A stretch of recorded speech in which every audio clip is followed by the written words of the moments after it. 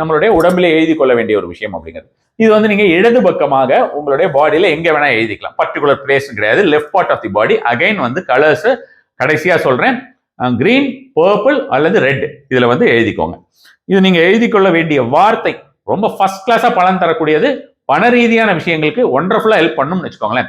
உதாரணத்துக்கு சொல்றேன், வெளியில தெரியவே கூடாது, நம்ம வந்து ரகசியமா எழுதிக்கணும்னு நினைச்சிட்டு காலில் எழுதிக்கிறீங்கன்னு வச்சுக்கோங்களேன். நீங்க அப்படி காலில் எழுதிக்கிட்டாலுமே ஒரு நாளைக்கு 2 தடவை அதை ரீரைட் பண்ணுங்க. அது ஒரு தடவை எழுதிட்டோம்னா அதோடைய எனர்ஜி 4 ஹவர்ஸ்க்கு தான் இருக்கும் ஆக்சுவலி ஸ்பீக்கிங். ஸோ அதை நம்ம ரீரைட் பண்ண அதோடைய பலன் வந்து அதிகமாக கிடைக்கும்னு வச்சுக்கோங்களேன். அது திரையில் வரும் இந்த எண் என்ன அப்படின்றது 99FHX 99FHX. இதை வந்து நீங்க சாண்டிங் பண்ண வேண்டாம். இது எழுத்தின் மூலமாகவே பலனை அள்ளி கொடுக்கக்கூடியதா இருக்கும். வார்த்தைகளுக்கும் எண்களுக்கும் உண்டான vibration and frequencies Nikola Tesla சொன்ன மாதிரி தான். ஈன்ஸ்டைனே அதுதான் சொன்னாரு.